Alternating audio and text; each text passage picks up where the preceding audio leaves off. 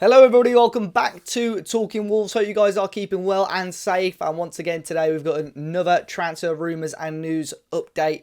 As always guys, be sure to hit the like button down below and subscribe to the channel if you haven't already. Fast approaching 9,000 subscribers now, so your support is always greatly appreciated. I've said it on the last couple of videos, some big content coming up on the channel, as some of you may have seen on our social media pages.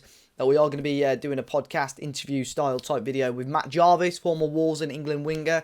So that should be out over the weekend as well. But today we're going to jump into some big rumours and news. Of course, we want your thoughts on this as well. Some of it may not be great listening, but we'll try our best to make a positive spin out of it anyway. But first little bit of news is, obviously, I think on the last video, there was a leaked Adidas home kit that had dropped by Footy Headlines. There is now a leaked Adidas away kit that has dropped. So, obviously, this is very unlikely, as it seems like Wolves have agreed a deal with Castor, which I sort of went into a little bit more in the last video. But this sort of light blue away kit would would have been the kit if Wolves are to stick with Adidas next season. I've got to say, both of the home and the away kit, I'll put the home on the screen now as well, that was leaked. Both the home and the away kit are very basic, but they're so clean that they're, in my opinion, two of the better kits that we would have seen under Adidas. So, yeah, it'll be interesting, but like I say, it's pretty much nailed on that Wolves will be moving away from Adidas from next season. But the transfer rumours, first one being that Wolves have been linked with the Icelandic midfielder Isak Bergman Johannesson, who currently plays for the Swedish side IFK Norrköping. Now, yeah, there was rumours, a couple of sources in Sweden had put this about the 18-year-old. Most interesting thing about this, though, is that he was born in Sutton Coldfield, and his dad was Joey Gudjonsson, who used to play for Wolves all those years ago. So, yeah, Wolves apparently in negotiations with him, but very quickly later on that day, the director of Norrköping had said, I'm probably butchering that name, sorry, had said there is no clubs in negotiations currently with the youngster, and they're looking to hopefully keep him for the remainder of the Swedish season, which actually ends in December, but obviously in the summer, if the right price does come up for the 18-year-old midfielder, it would be considered. He's already broken into the Icelandic national team, so he's already played a couple of times for them already at the age of 18, but don't obviously know too much about him, not really seen him play too much. So it'll be quite intriguing. And another one that we can keep our eye out on, because there have been a number of players from sort of Scandinavia that we've been linked with on and off, really. And obviously got that link there with his dad as well. But they've never really come to fruition. So that will be an intriguing one, definitely.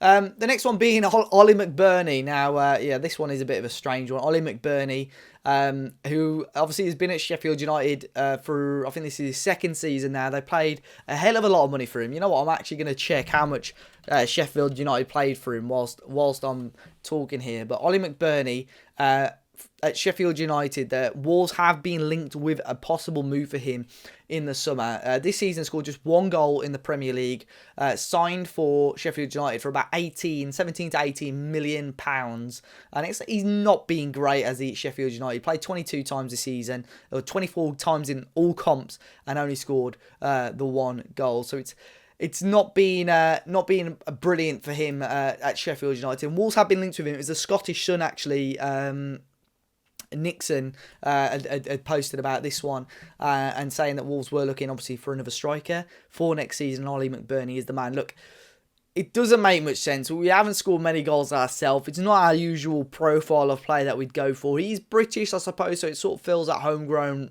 rule, but yeah, I don't think we'd even spend close to £15 million on him, to be honest. Sheffield United obviously destined to go down, and it's not like he's been sort of their player that's been sort of shining out really for them. So I don't really see anything happening with this one, to be honest.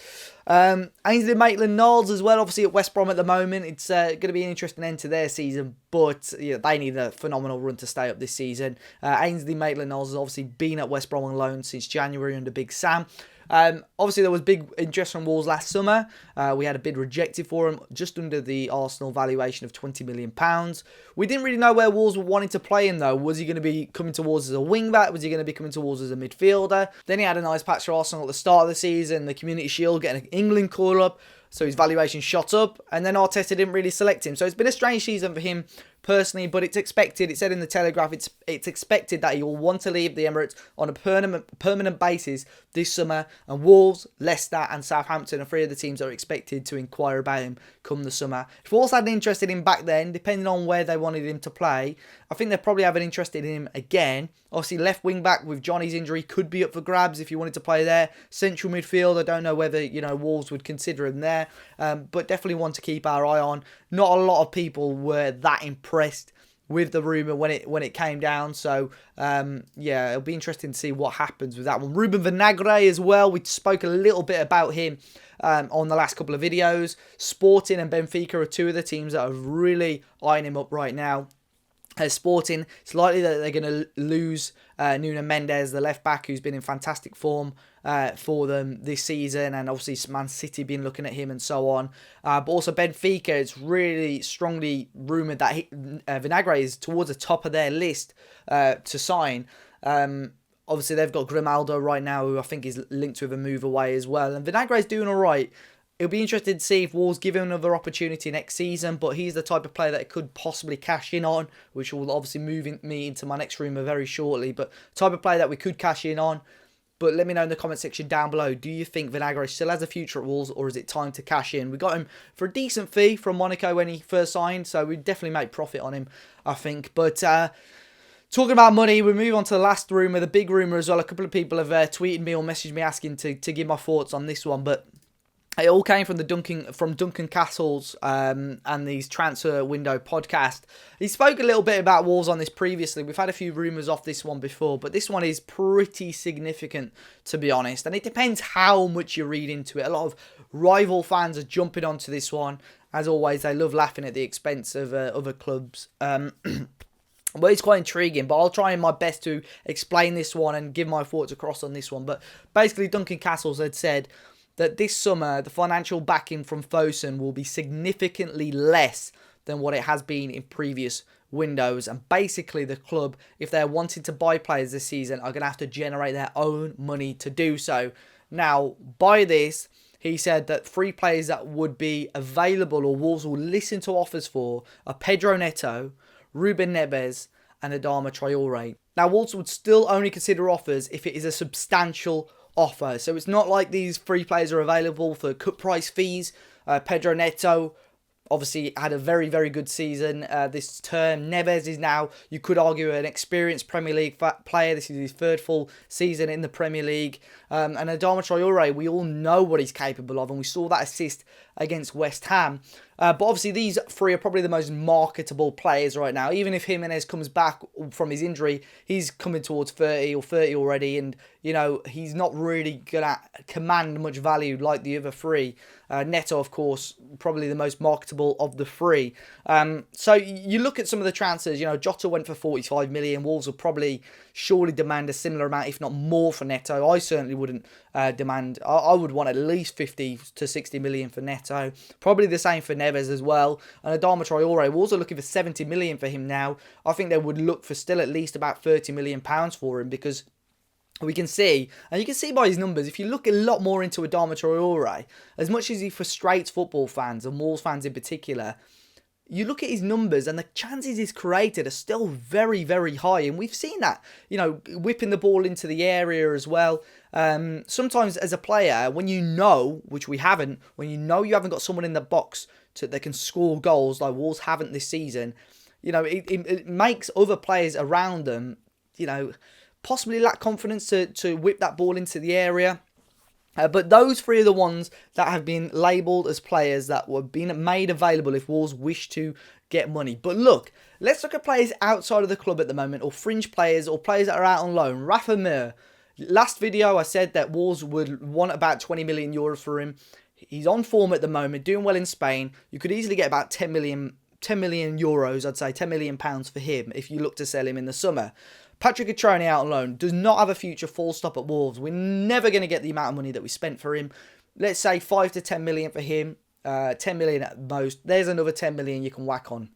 Vinagre, if you sell him, probably another 10 million there. So straight away off three players, fringe players that possibly don't have a future at Wolves, you can make anywhere between 30 and 40 million for those three players. We've still got money coming in from the Diogo Jota deal. And although Fosun aren't going to want to put money in, there's still money at this club, or still assets that are available to sell to generate us money. The people, I know, to be fair, I've spoke to Matt about it today. He still thinks that Wolves need to spend a significant amount of money for us to get to where we were. Nuno and Fosun have set themselves such a high standard of finishing 7th the last 2 seasons, winning the championship in Nuno's first season. This season is the first hiccup that Wolves have faced with Nuno under Fosun. This season's the first one, and we've really, I don't blame anyone for doing this, but people have jumped on his back. And we don't know what's going on behind the scenes. The club don't really talk to us. I don't blame them for doing that. You very rarely see chairmen or CEOs come out when something's going wrong. You very rarely. They don't need to tell fans what's going on, really. As much as we'd like that to happen, they don't do that very often. The big clubs don't do it. There are sellable assets there, and it's been such a difficult, we've seen the losses of every team. Manchester City, I think, have released their financial accounts yesterday as well. They've lost a lot of money, and they've been talking about Haaland, and even Pep Guardiola's very quickly jumped on that and said, we're not going to be spending that much money, especially on one single player this season and this summer. So it's going to be the same for Wolves. Fosun are an investment company. We knew that when they've came in. We've seen it. They've come in and signed a player and sold them on very quickly just to make some quick money. They've structured deals in a certain way to suit us as a club and financial fair play. And it's possibly going to be the case again today. Look, you can take everything we post or talk about on these videos with a pinch of salt. And I don't blame you for doing that, because I don't know if any of this information is false or correct. And, everything that we talk about and everything that we post comes from a different source. So you believe it as much as you want, or put as much salt on that as you want. But we're just sort of here to talk about what's going on and give my thoughts about what's going on as well.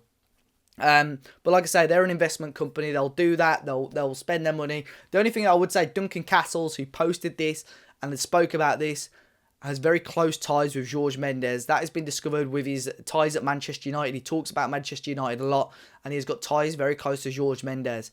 So that is one thing to consider.